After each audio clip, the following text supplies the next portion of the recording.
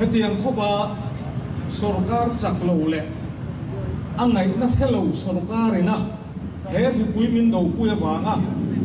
mi tam takin tunna kan chan he arab tha ga ram mi pui zong zong pol zong zong mi malle a sarkar na thawang pon sarkar kan thopani sarkar thu kanoi sarkar in titura min ti zong zong chu za a zain kan thop thina ni chu ti chung chuan enga tinge voin ni a khovela thi pui len dam na ber state dang tena school te an hon to state dang te nun thung pa ngai nun to la ya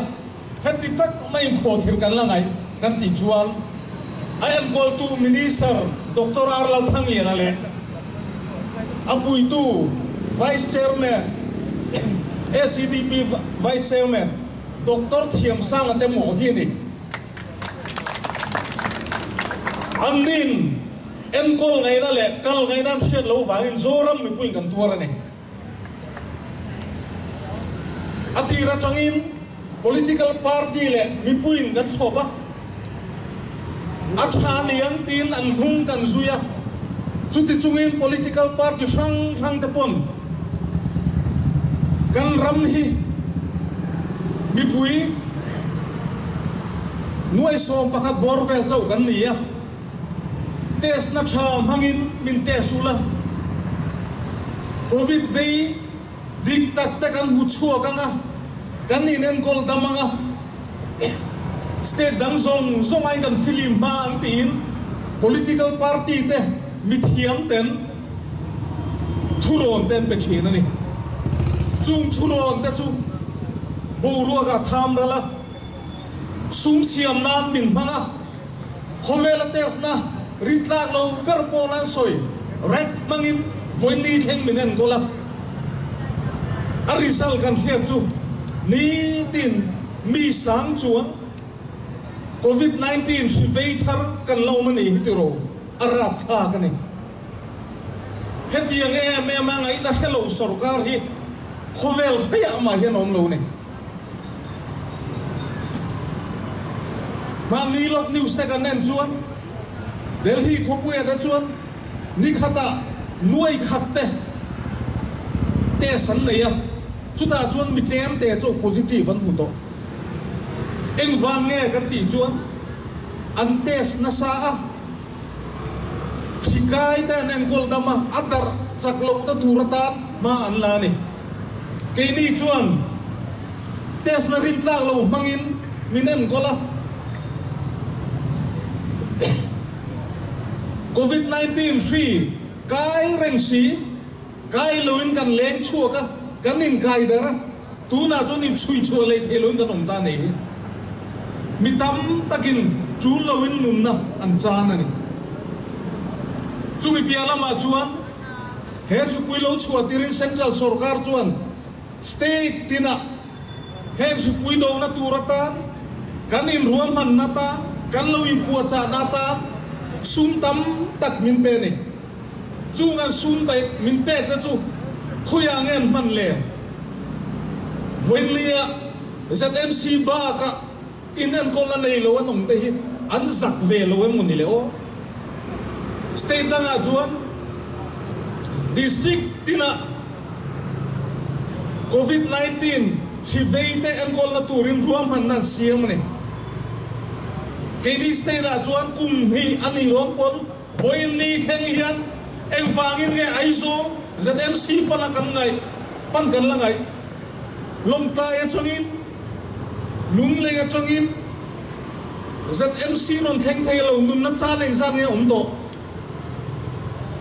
enga tinge ZMC congress sarkar ina kan lo siam ba so an siam bel thei lo le angai na hello minister le atoy om tu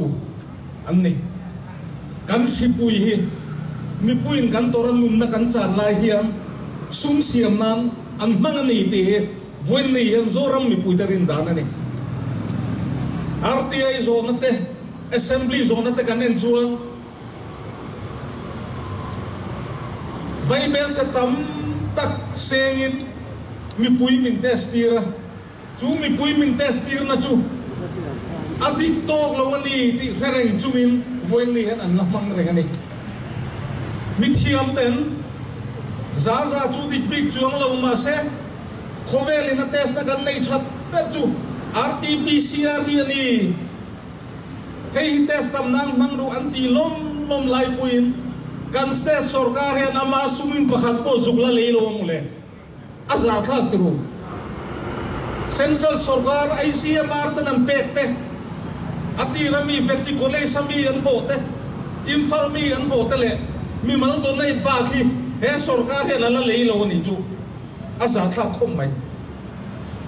chunga wang chuan voin nia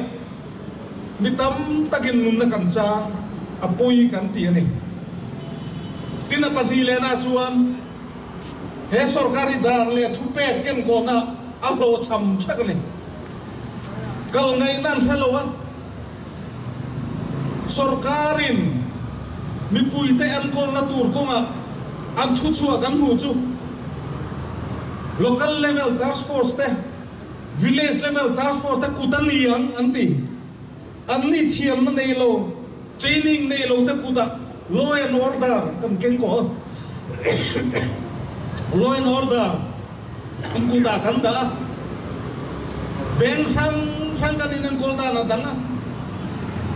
an ma di du wang po ni lo sarkari na ngai na thia lo wanga da le thu pe kan ken ko na ko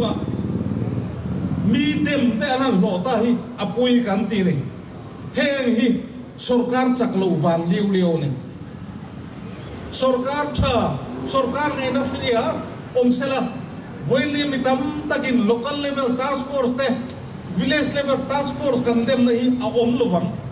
kai shoi na dan dan siam sela mumal takin kaning kai shoi turani henga poinam fail ni voini kan force te po he nom anhan committee a motor tanda naran siam dan ngama an bang thiam bom chawa an chu ko man thak le ai an dik tu kan police officer ta kan traffic police ta pon an bai hat man lo turo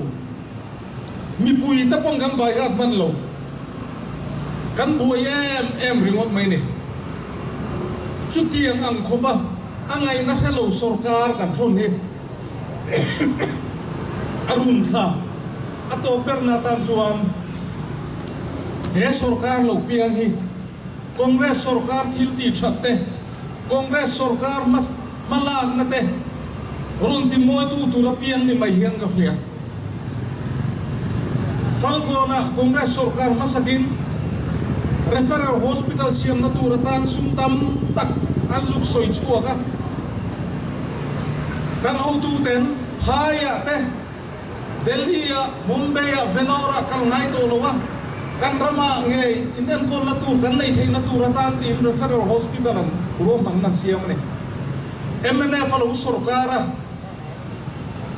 chu poisa kan bu sa po chu mang thiam lovin aron kalle tur zong po ti chuan o kobin ro man nan siama kum so man sarkar chunga atti ve chun chu ar in le ke li nan chuane Congress aron sarkara ati ratain bulkan chan lea kum ngana chuan mitam takin dam nam kan banga haya kal ngai tam tak kal ngai to lovin kan ram nge ya kan en bolani Congress sarkar second term lo chuaga enge min ti le chu dam do in changklung takan siam chu kan nei thato boka kan nula tlang valten kan rama nge doktor tensir theina turatan medical college kan dina chulani kan tia